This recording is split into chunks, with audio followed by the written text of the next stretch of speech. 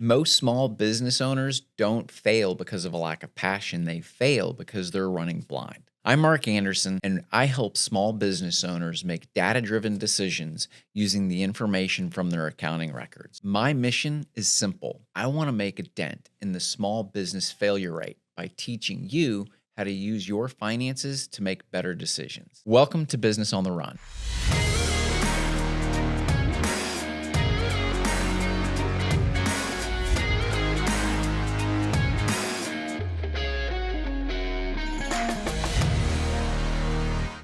Hello, everybody. My name is Mark Andersen, and welcome to Business on the Run with Mark Andersen. I have Michael Rager with me here today. He is a business coach and consultant, and I just wanted to, let me just start off by welcoming you to the show, Michael. Well, thanks a lot, Mark. I appreciate it, and glad I could clear my schedule today to be here for you, man. I'm excited about what you're bringing to your listeners. Thank you.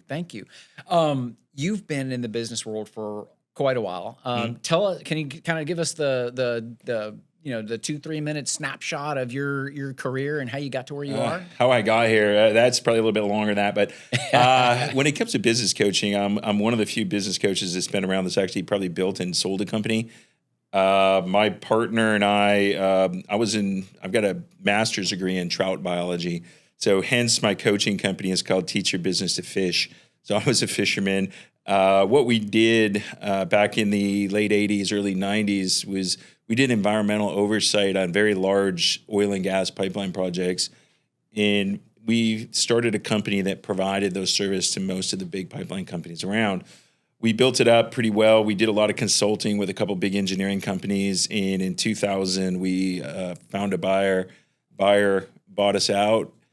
That's kind of what led to my coaching program, is because my partner, he was really, the finance guy behind it, the money and everything. And I was an operations guy, and he left that with a lot more money than I did. I got a job. That's what brought me to Texas. And I've been in Texas since 2001. From there, I was looking to build my own thing. I got to the point with what I was doing. I was 60 to 80 hours a week in the field. Kind of got sick of it, had a kid, didn't want to miss my kid growing up. So I said, hey, what do I want to do? I love training. I love going on. And I really loved helping business owners grow and learn from the mistakes that I had. So it kind of turned into Teach Your Business to Fish. Got that going coming out of the pandemic. Some of the things you're seeing now, whiteboards and whiskey. Whiteboards and whiskey is our big lead generation tool that we do live events. My partner's in Australia. So we're doing events right now here, Sunshine Coast of Australia, Kansas City. We've actually franchised that model out. And so We're growing that and bringing people into our coaching platform called the Accountable Boardroom. So it's kind of fun. We've built a lot of really cool things. Nice. So what are some of the biggest mistakes that you see business owners making? Oh, man. I don't know where you want to start. Just looking at your shirt, know your numbers. They don't know their numbers.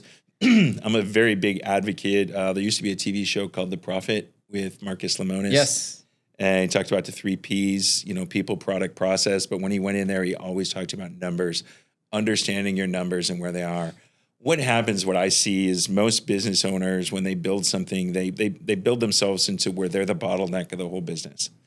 They're afraid to let go. It's their baby. It's this, and it's got to be just so. Oh, it's got to be just so, and I can't move on. And the problem is with that attitude, they can't grow something big. It's one of those things that you need people to help you grow. To grow a big company, you need employees. You can't grow it all by yourself, and you got to be able to step away. You got to be able to learn as a business owner what you're really good at, what you're not good at. You're in the finance side. You do the bookkeeping, the CPA work. I'm telling you, 99% of business owners shouldn't touch that stuff. Oh, 100%. And I'm one of the ones that still do. Yeah. So get it. Yeah, I'm coming into... You're guilty, huh? Yeah, I am. I'm guilty of that. I'm coming into stress season right now because I got to, go back and check everything. Yeah. But, there's a lot of things. My bookkeeping is fairly easy. Right. I don't have a lot of things, but I've seen companies that get around. They just do too many things that they shouldn't do. Yeah, agreed. Yeah, I see that a lot as small business owners, particularly. They want to keep their fingers in all the pies, and the accounting, bookkeeping, financial reporting is one of them. Let me ask you this. Personally, I feel like financial statements are one of the most magnificent tools in terms of diagnosing issues. What are your thoughts? Oh yeah, I love it. When we do the accountable boardroom, for example, we meet every 6 weeks. So we meet in a group situation, and it's just what it is. It's 6 business owners, and we act as their board of advisors. And one of the things that they need to do is they need to bring their financial statement. We need to see their P&L. Yeah. So what's your P&L? What's happened over the last 6 weeks? Yeah. And what we do is we're very big on KPIs. Okay. One of the things that we're different than a lot of other companies, we're very focused on key performance indicators. We're only looking at 6. Yeah. Where I've seen companies that have a CFO or something, 20, 30, 40. You can't track all that. Yeah. We're just looking at 6. We're looking at pipeline. Do I got new like prospects pipeline, coming in? Yep. Sales pipeline coming in. Looking at top line revenue. Do we got cash coming in? Yeah. We're looking at employee satisfaction. Are my employees happy? Because my employees happy, generally my clients are happy. Sure. Then we want to look at our EBITDA or our cash burn rate. Okay. Then we want to look at churn. How fast are we churning money, churning clients? And the last one that we call the Achilles heel is client concentration. Clients concentration kills businesses. Oh, sure. Yeah. And especially if they're looking to exit, because one of the things that we teach, Mark, is if you're going to build a business, you might as well build it to sell it. And build it to sell it from the very beginning. Because guess what? If you build one and you grow up and somebody comes in and says, I want to buy it, and they give you 7, 8 figures for it, guess what? You can go build another. Sure. You've done it once. 100%. You've done it once. But some of this, a lot of people don't look at it that way. And, I'd say especially the trades. The trades are very bad about it. Yeah. And the trades right now, these are the, I just was working last year with a HVAC plumbing company. The owner brought me on to look at top line sales growth and profit. We wanted to build profit. I was working with the COO and worked with him for a year. I had nothing to do with marketing.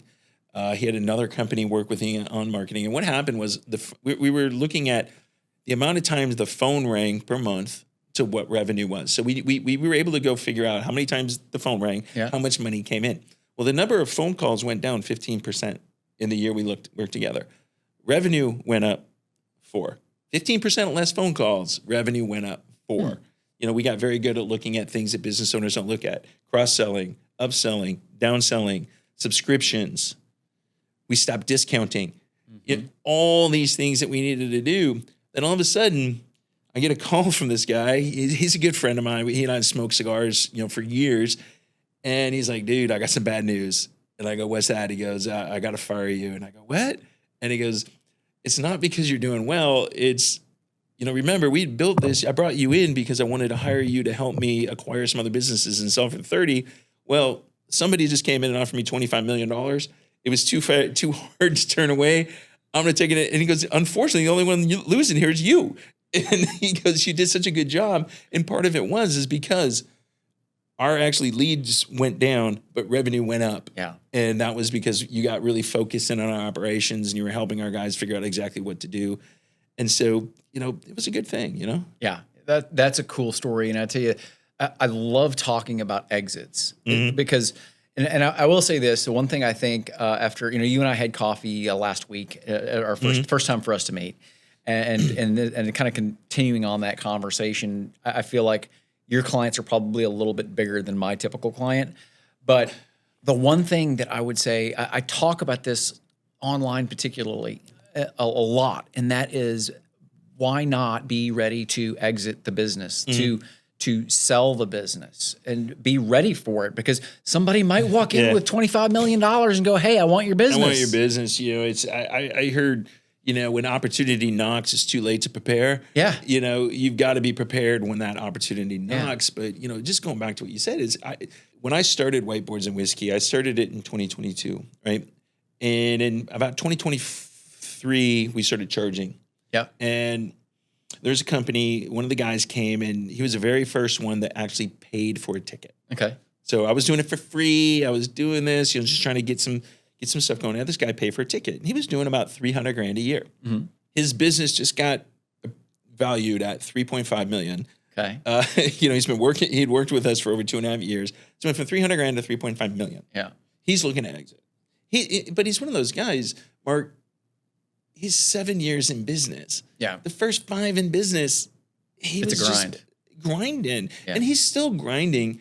And he's looking to exit, and we're putting together some things to make it happen. We're looking to bring in some capital. We're looking to bring in some teaming partners and stuff like that. But if you don't build something that becomes an asset, it's nothing. Why work for 20 years and grind for 20 years and have nothing? Yeah. All too often, I see small business owners just close the doors, Yeah. right? And with some basic preparation, understanding the value of what you're doing. There's value in your customer lists. There's value in your processes. There's value in so many different things, and you've got to be able to show it on paper, right? Yeah. So I have another question, because one of the things that I as you were rattling off all of the 6 metrics that you use when you're helping businesses, the one that I couldn't get like a clear calculation in my own little head was employee satisfaction. How do you measure that?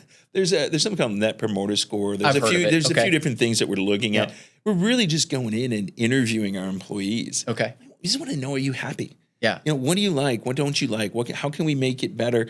And Net Promoter Score and things like this will give us an idea how good the culture is. Okay. And I did some training. I worked with a guy, you may have heard of John Maxwell.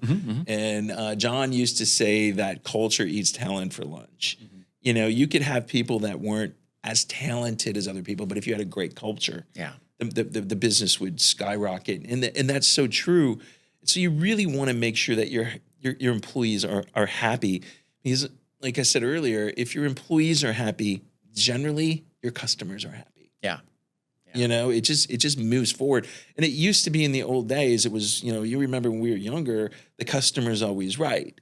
And we know that that's not true anymore. What we need to do as business owners is give our employees a way to solve challenges in a way. And it may not always be the way that the customer likes. Right. Because they're not always right. No, it's true. It's true. It may have been right when I forget his first name, but Marshall is the one that originally said it, right? Of Marshall Department Store. What was his first name? Do you remember? I don't remember his name. Yeah, gosh. But that's where it came from, right? It was just somebody that wanted to, I believe, if they wanted to return a code or something, and their cashier wouldn't do it or something, and then there was born the customer's always right mantra, if you will, and. It's not right, because not all clients are really good culture fits for your business either, too. But there's one of the most interesting companies I've ever seen that does that. The customer's already right. Is a company called Zappos. Yeah, if you remember Zappos shoe company, you can go buy shoes, not like them 6 months later, send them back. Yeah. But if you ever go to Vegas and you're a business owner, go on a tour of Zappos. It's amazing. The culture there is amazing. Yeah. And you understand why it's that way and why they do what they do. It's one of those companies. AI is becoming a big thing right now. But if you call, you actually get a real person. Sure. That's so frustrating when you don't get a person. I like AI. Trust me, I love it. But I don't want AI handling my customer service.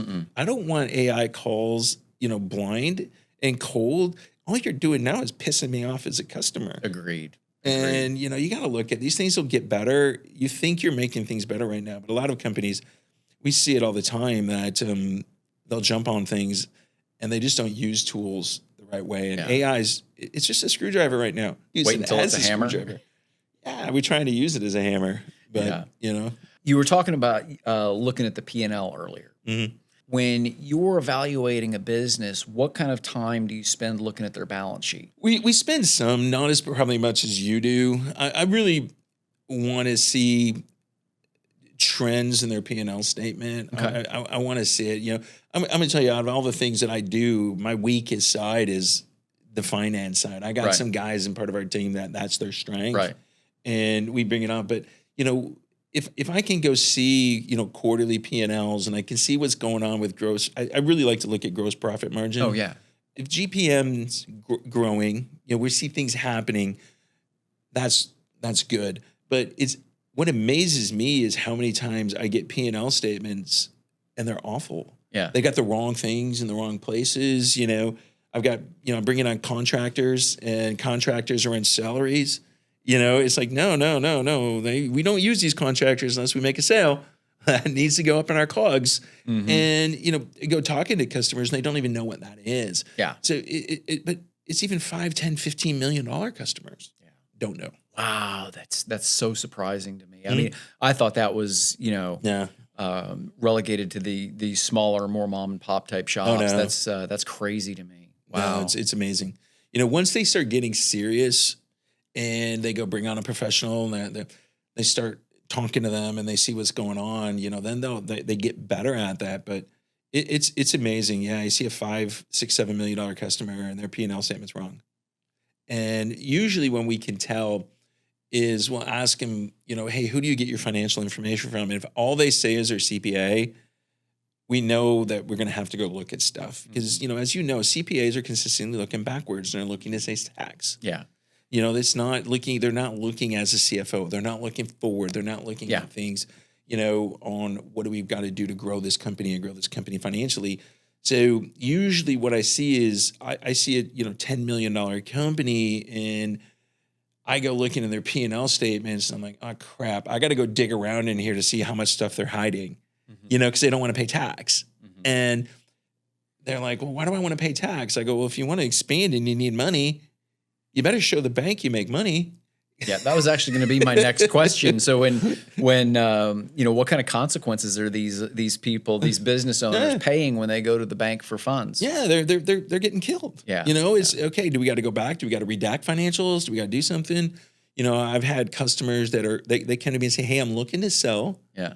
And, I go look in their P&L and they haven't made any money in 4 years. Like, where's it going? Well, I've been hiding it. Yeah. Well, you expect somebody to come pay 8, 10, 12, $15 million for your company, and on paper you haven't made any money. Yeah. Well, they'll understand. No, they won't. No, they won't. Because they're verifying a lot of that information by looking at tax returns. Yeah. So it's a tragic situation. I didn't realize it was that prevalent with it's very companies prevalent. that big. Wow, It's that's very kind of prevalent. crazy. So how many of the businesses that you typically work with are they using? Have they hired a full-time CPA, or are still using like part-time CPA help? Depends on the revenue size. Yeah. We really, when we get them, my goal is once we get them to that $1 million, it's like you've got to have somebody on there. Yeah. You've got to be having it on there.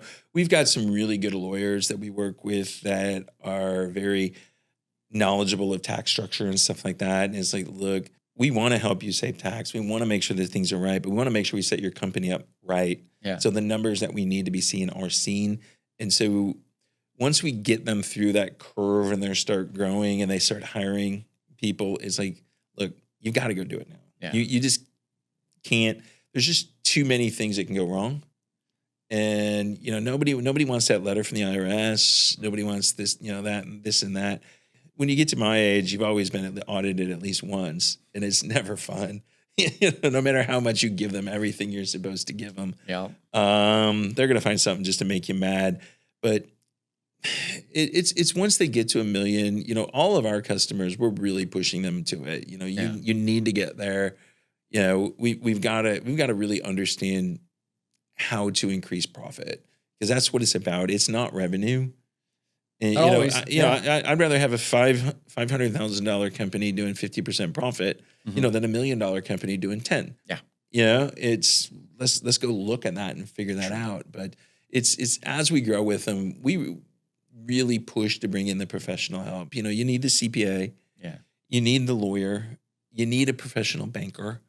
Not a bank. If that banker leaves and goes to another bank, go with them. Yeah. Go with him or her. Wherever they go, because you build that relationship. So tell me more about that, because I think this is going to be a valuable piece of information for listeners. Fostering that relationship with the lender before you actually have the need. Right. Right. Yeah, it's important. Especially if you go look into the big banks. I'm sorry, they're not there to help you as a small business owner. They're making money. They want to make money. I'd really push my clients to go start looking at the smaller banks. There's a couple that we really referred to. For me, it helps. I get a lot of referrals from them because if they're going to do SBA stuff and stuff like that, they're fairly confident that if they're working with me, that I'm looking out for all the thing that the bank's looking for. Sure. So it's a better investment. But, we had a client that had, he did something wrong when he was young. And if he would have went to a big bank, never would have touched him. But that relationship he had with that banker, that banker went in and fought for him. Yeah. And that's what is that there for. That banker is there to fight for you because remember, hey, they're getting paid a little bit on how much new business they bring into the bank, and they want to make that happen. And generally, if they jump, there's a reason why they jumped. And you really want to figure that out and then go with them because it can take you a couple of years for them really to understand who you are, what you're doing, how you're trying to do it, and why you're trying to do it. And you should be meeting with them just like they're meeting with you. They regularly. Yeah. Here's what we're trying to do. What's coming up? What's happening? Because there's so many changes that happen in the lending world. Especially when you start looking at SBA and stuff like that. You've got to be prepared. I've got a couple guys that are outside of banks. I've had clients that they needed money fast. Yeah. I had a company a year and a half ago that needed money really, really fast. And I brought in one of my outside lending guys and, he was able to go through a family office that he worked with, got him money and got him at a very good rate. It was only a 90-day loan. Okay. But this guy needed it. He had a project coming up. He needed to fund cash flow to pay payroll. Right. Because he was on a net 45 getting paid. And he didn't have enough cash in the bank to get him through the 45. And he needed a couple $100,000. But this guy came to me. He had his P&L done. He had his banking records. He had everything. Yeah. And it made it easy for the lender to say yes. Sure. And you bring up a very interesting point that I want to make sure everybody understands, and that's really the timing of receivables and payables. That's where a lot of people can get into some trouble is when you've got a big mismatch there. When you're receiving your cash from clients 30, 60, 90 days out, and you've got payables that are due, net 30, net 15, whatever, that's where you can really get into some issues. We've got, we're talking about the KPIs. One of the KPIs we're looking for, it's on revenue right now. And the issue we have is accounts receivable on average is 127 days. Oh my goodness. Yeah. And this company just needed to go tap a $700,000 line of credit to get that. So what's the KPI? The KPI we set is we're currently at 117 days. We need to get that down to 60. Yeah. What do we need to do? And we eventually want to get it down to 45. Yeah, you're hitting the phone. Is what you're doing. Really the goal we got to get there. But that's a KPI. Yeah. People think KPIs is how many phone calls I made a day. It can be. It can be. That's a little. Yeah. That's something we don't even worry about. That's activity. That's activity. Yeah. The KPI is it's solving a problem. I've got a problem. When we do whiteboards and whiskey, one of our other coaches, the one KPI that we talk about is client concentration. There was a company, they thought they were worth $100 million, thought they're going to exit, got a valuation came back at 65. Yeah. What do you think the KPI they worked on for the next 2 years was? Yeah. Getting that, and the reason was getting rid of the concentration. It was a concentration. It was 30% of their business was coming from two clients. Yeah. And we had to move that down to 15. Yeah. And keep revenue. And they did. They exited for 98. Nice. They're not bad, but it was an 18 to 24 month process to make that happen. Sure. But that's where having somebody like me and you that's coming in and looking at this, we're seeing these things. They don't see it. Yeah. They're like, hey, we're making this much revenue. We should be worth this much. They don't know to look for it. They don't know to look for it. So one thing I wanted to talk a little bit about, I wanted to see, I'm sure that you've seen this before, and we've talked a little about debt and being prepared for debt. What are your thoughts on the use of debt, right? And more specifically, I guess, what I'm driving at is how often do you run into just bad management of debt? They've done stupid stuff like buy a Lambo or something, credit cards, stuff like that. And well, debt's a tool. Yeah, it's just like anything else, and how we use it. And I love OPM. I love other people's money. Sure, if I can get it for the right price. Right. So a lot of the issues we'll see, and one of the very first things we do is when we go through that P&L statement with them, we say, okay, bring all your credit card statements too. Yeah. And let's go through this because we don't want to be paying 28% on donuts for the office. You'd be surprised at how often that happens. And we need to go through and look at where we're spending money and why we're spending it. I'm not total Dave Ramsey, don't take any debt, but if there's times that I can go get money and do it, we had a client that needed $60,000 worth of equipment. Yeah. He had $60,000 cash. He could have went and bought it, but we were able to get money at 4% over 4 years. Yeah. Well, we were able to go ahead and figure that was a much better use of our capital. Yeah. But it's understanding the debt and how it works. Now, if we would have had to go pay 15%, 20%, it may have been different. Different story. But it's understanding what's available and bringing the team in and bringing that team together to say, hey, let's look at it. Here's the problem we want to solve. This is what's going to cost us. And if we need to go into debt, let's do it. I got one right now. The client we're talking to right now is they need a piece of equipment that's $400,000. They're not walking out and putting $400,000 in it. No. We're looking at SBA. How does it look at? A lot of people don't understand, how the SBA programs work and things like that. That's why you need the banker, you need your lawyer, you need that CPA behind you because they understand the different types of programs there are. Yeah. And a lot of people don't realize it says if I need $100,000, I got to put up $10,000. Yeah. There's 10% I have to put up. Need to have some skin in the game. Yeah, there's skin in the game, and sometimes you can get through and go and say, hey, look. Over the last 3 years, I put this much in, and sometimes the banks will look at that, sometimes they won't, but you got to be prepared for it. Sure. And that's why it's having the right people on your team to walk you through these things so you can go do them correctly. Have you seen any correlation, I guess, between an owner's financial savvy, if you will, when it comes to dealing with bankers? Yeah, I think those that are more financial savvy, the better they are. Yeah. If they're going to be, I guess, more. What I'm driving at though is I guess they are going to be. It's going to be a higher likelihood of them getting approved if they know their business and kind of speak at least some of the language with the banker. Right? You've got to be able to and go in there. There's certain things you've got to understand. If you can go in and say, hey, look, this is what our average dollar sale is. Yeah. This is what historically. This is how many. We're sitting here in a nice marketing company right now. We understand that, hey, this is how many times our phone rings. This is how many percentage of the time that we actually get the job. Mm-hmm. And this is what happens. If we make our business predictable, the more predictable we make the business, the more easy it is for us to go get cash. Yeah.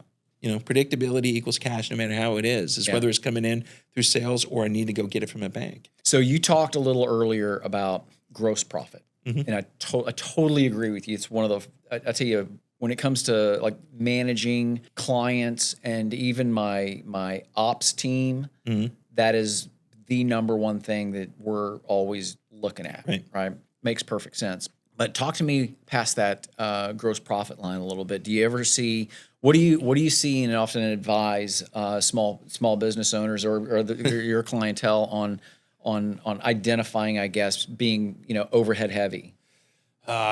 It's amazing how on the overhead side, how often people don't go back and talk to their suppliers. Mm-hmm.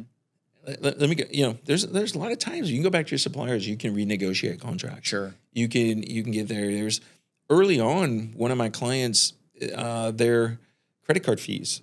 They hadn't looked at going in and renegotiating. With the banks and the credit card processing company, and they were paying like 4.5%, and they were doing like $2.5 million a year in credit cards. It's a lot of money. Yeah, got them down to 1.5. Paid for me for 4 years. Paid for me plus for 4 years. Sure. And but it's looking at these things. You got to go back and you've got to go back and look at.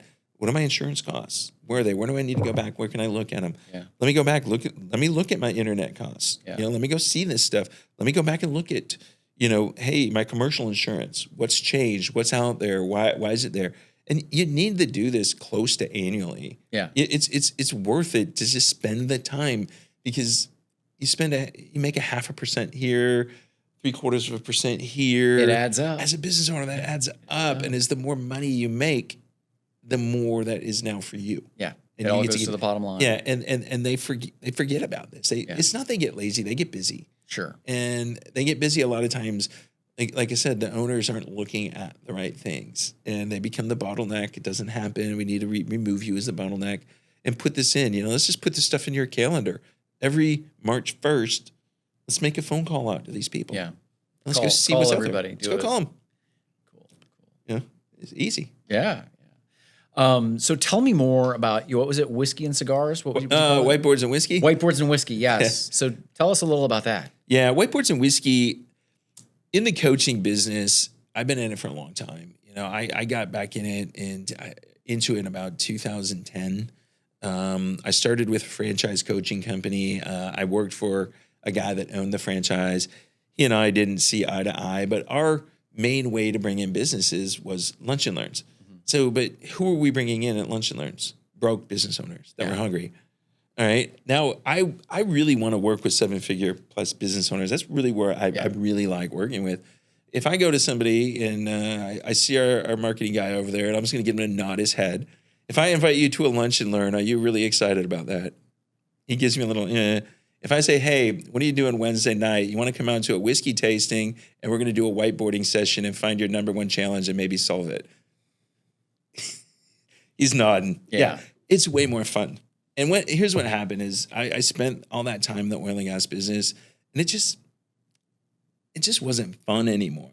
And when I broke out, I started to teach your business to fish so it can be fun. I do a lot of hunting and fishing trips and I do that as your retreats and I teach people in that.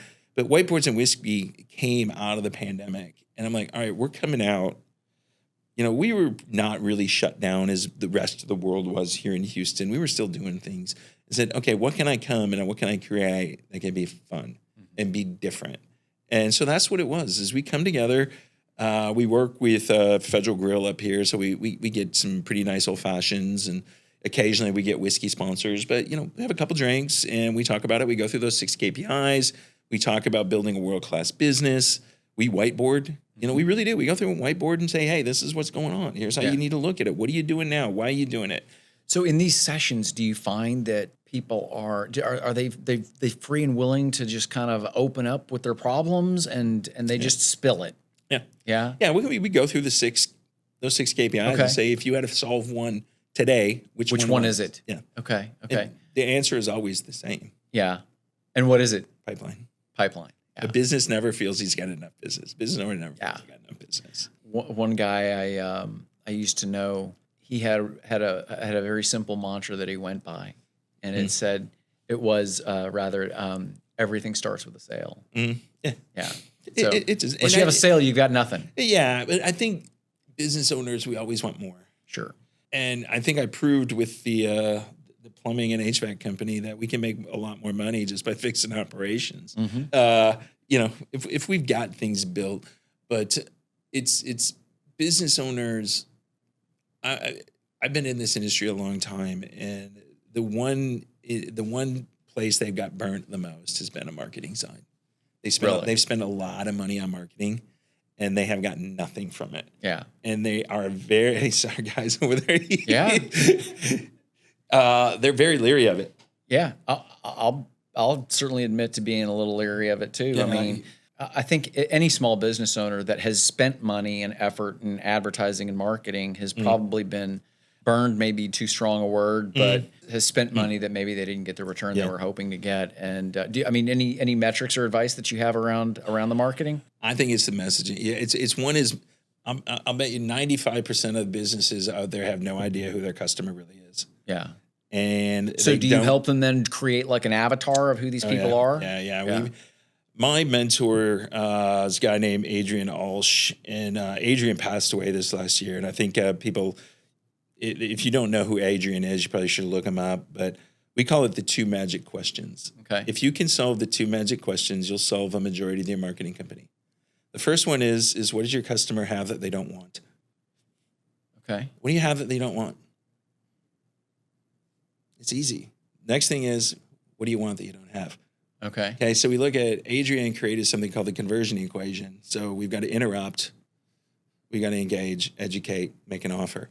And that interrupt is, what do I have that I don't want? Yeah. And, if I get this, my favorite I go back to, I'm from Detroit, and I grew up in Detroit in the 80s.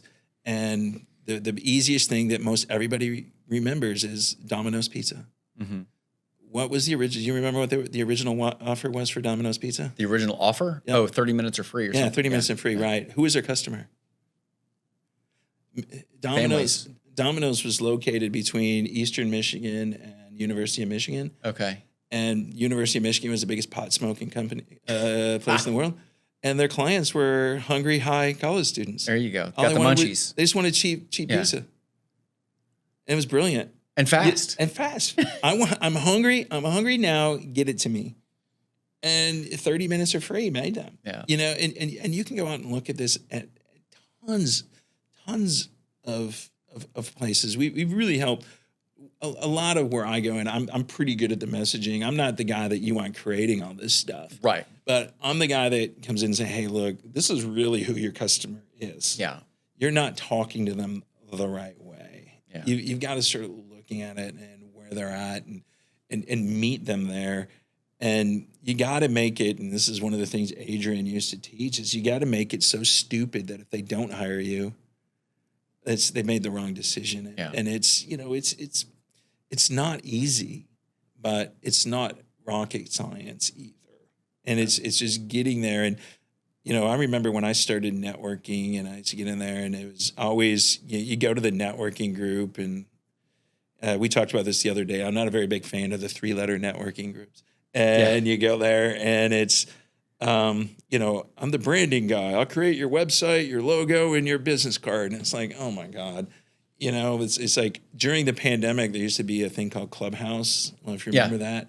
I actually, can I cuss on this? Sure, go for it. Okay, I used to hold a club called Branding's Bullshit. And because brand, a lot of businesses, my job is I need to get you to buy. They don't care about your brand. Yeah. Let me solve that problem now. Yeah. And don't get me wrong, Whiteboards and Whiskey, we've created a brand and we've created it as a long-term play, and we get it.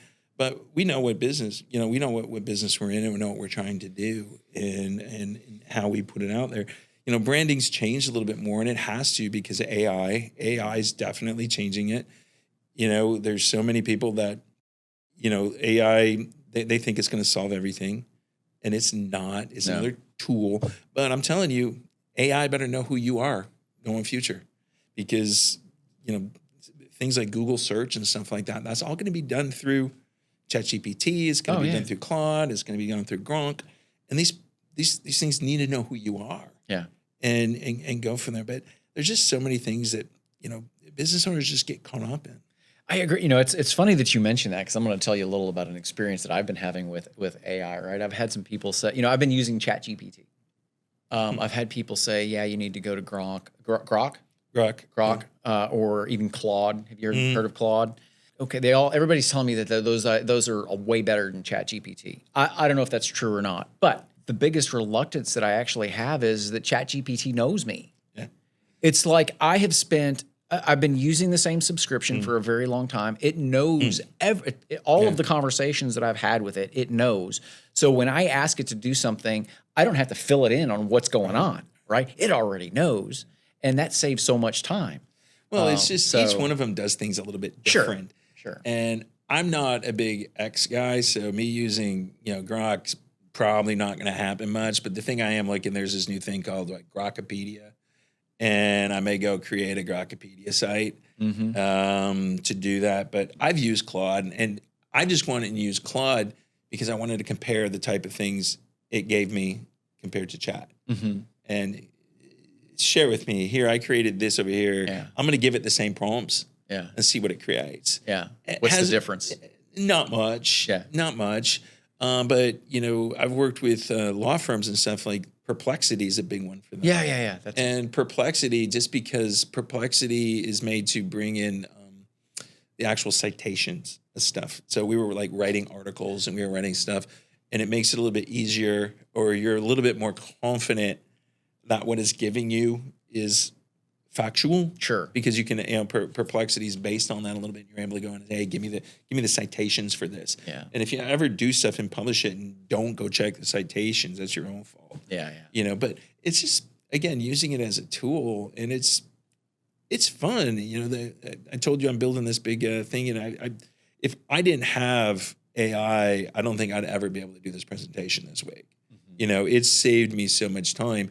But the thing I'm using for is it's a higher end company, much bigger company than I usually work with.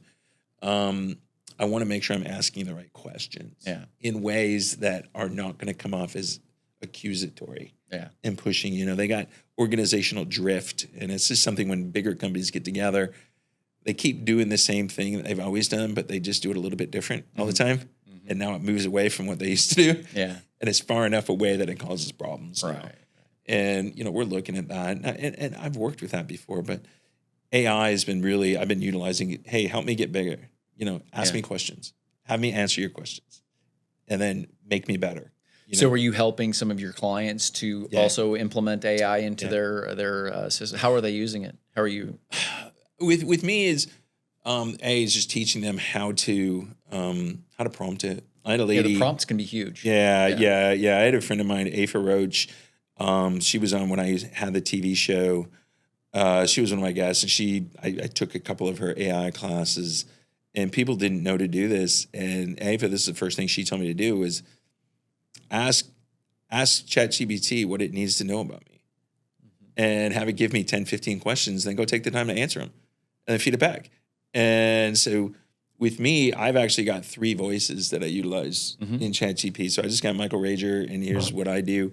I've got the teach your business to fish voice. So it's going to give me answers based a little bit differently. Okay. And then I've got the whiteboards and whiskey voice. And I'm actually building a 4th one now. It's called Build It World Class. So it's giving me everything on how to build a world-class company. And so it's just giving me different stuff based on that. So I make sure when I prompt it, it's like, hey, we're going to be talking in this voice today. And, then I go, I like to copy a couple of really good copywriters. Like, I like Donald Miller. He's very good at storytelling and stuff like that. I love Sabi Subri. Because Sabi Subri is just a smart ass Australian. And so there's like really curt. What was the name? Sabi Subri. I know who you're talking about. Yeah, he's really. I think it was King Kong Marketing. Okay, is his stuff out of Australia, and I just learned about him because my partner's from Australia. Gotcha. And he used him a lot. And he's like, oh yeah, you gotta love this dude, man. He's a smart ass just like you, and he'll help you be even sharper, wittier tongue. And so we use it. So it's I go in. It's like I want to talk to this guy. I want to talk like this, or I like the way this person's doing it. Take what I'm saying and throw a little bit of that spin on it. Yeah, and go from there. So tell me a little about some of your hobbies. You're a fisherman. Big fisherman, whiskey guy, cigar guy.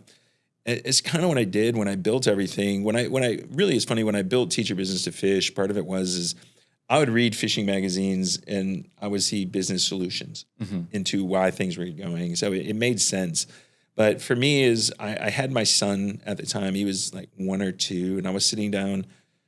It was actually at a John Maxwell event, and I was talking to a lady, another coach, and she goes, man, why are you going this way? You're a fisherman. That's what you do. Build this. Teach Your Business. It's a great brand. People are gonna hear it. They're gonna like it. They're gonna follow it. And I did, and I really built it to the point that I grew up. My dad was a cop. My mom was a bartender. So I learned how to drink and stay out of jail. And I did a fairly good job of both. A little bit of trouble, stuff like that. But I did a fairly good job at both. But my dad, we'd go to all these events because he was a lieutenant and stuff, and we get to go to these parties and stuff as kids.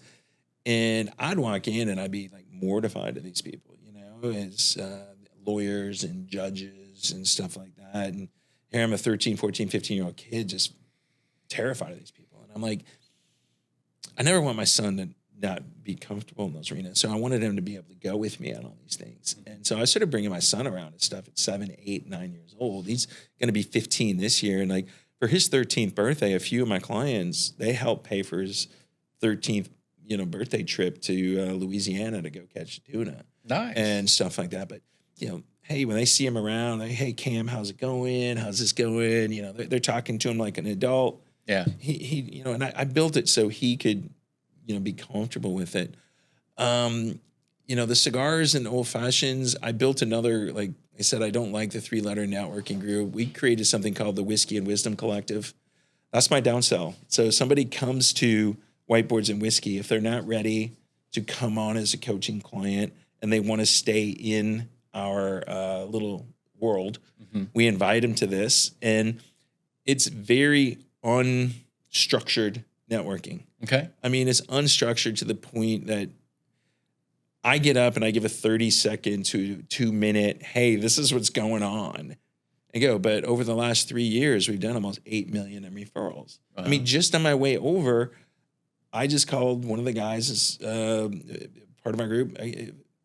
Somebody needed an ERP system. He done some NetSuite stuff in the past. And I said, hey, dude, you interested in this? And he goes, yeah, I can do that. You know, and then he's like, hey, I got another guy that he's looking to buy 5 or 6 businesses. We got a business broker in there. Boom, I want to call Andy, see what's going on. He goes, oh, also, once he buys them, he wants you to coach him. Yeah. You know, and so it's like boom, boom, boom, boom, boom, just flying around, you know. Right.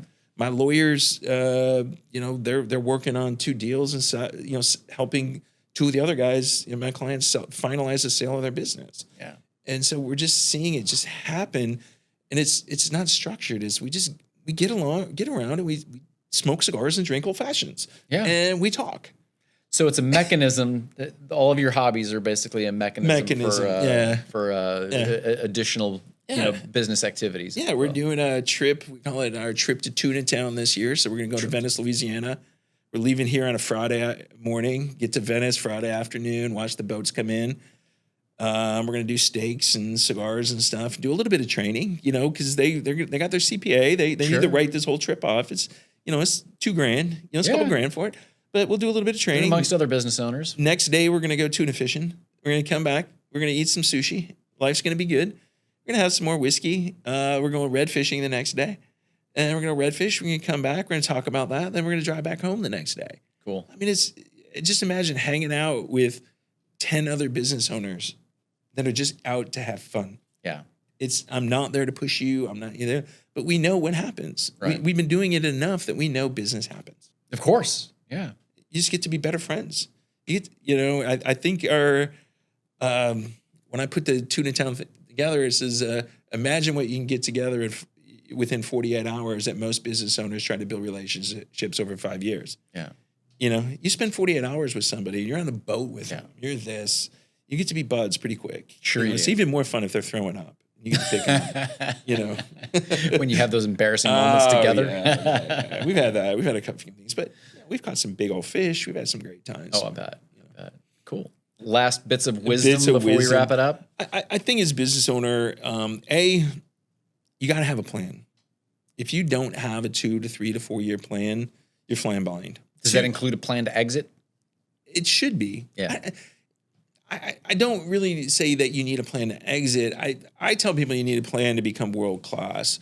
If you become world class, exiting is going to happen. Yeah. It's going to happen easier. But if you actually have no plan, you don't know where we're going. Yeah. Because 95% of the time when I talk to people, I said, okay, what we plan to do this year? And they're on that hamster wheel. And you can't get off the hamster wheel if you don't know where you're going. So you got to have the plan. You know, I think the reason that I actually connected with you was know your numbers. Mm-hmm. You got to know your numbers. Yeah. I got to understand if what's coming in, what's going out, where's it going, how is it making me? Because it's just so important. It allows me as a business owner to make decisions and build better relationships and, you know, have fun with your business. No matter what it is, have fun with it. If it's not fun, you shouldn't be doing it. Make it fun. Yeah, or make it fun, yeah. It's fun. I've heard it all the time. Oh, you should do something that you enjoy. No, just find something you can make money at and go make it fun. You know what? Making money is fun, regardless of what it may be, right? Yeah. So, one of the most is I don't know if you've read the book Fish. It's all about the fishmongers in Seattle. You know, the guys that throw fish at you. Yeah. It's great. I've seen that. Yeah, I've gone in and I've instituted. You know, I've taken some of the things from that book and helped my clients. Put it in, and you know, we come up with some really cool stuff. And that's what that whole book is about. Is we got a really, really boring business, and it sucks. How do we make it fun? Yeah. And it's not easy to sell fish, but let's make it fun. Make it fun. Cool. Michael, thanks so much for being on the show with me. I really appreciate it. It was a fascinating conversation. I really enjoyed it. Well, thanks a lot, Mark. I appreciate you having me. So one last thing before we wrap it up. If somebody that's listening today would like to reach out to you about using you as a business coach, how would they do that? Yeah, Michael at teachyourbusinesstofish.com is the easiest way. I got so many websites out there. It's crazy. It's teachyourbusinesstofish.com. Whiteboards. Probably look you up on LinkedIn. Yeah, go LinkedIn. Michael Ranger. I got whiteboards and whiskey. It's not whiteboards it's whiteboards, the letter N, whiskey. I got Build It World Class, michaelrager.com. I think you should go find out. It's RAGER. It's just like it sounds. We'll make sure to put all that information in the show notes. We'll give it to you. So. And, anything we can do to help, we'll make sure.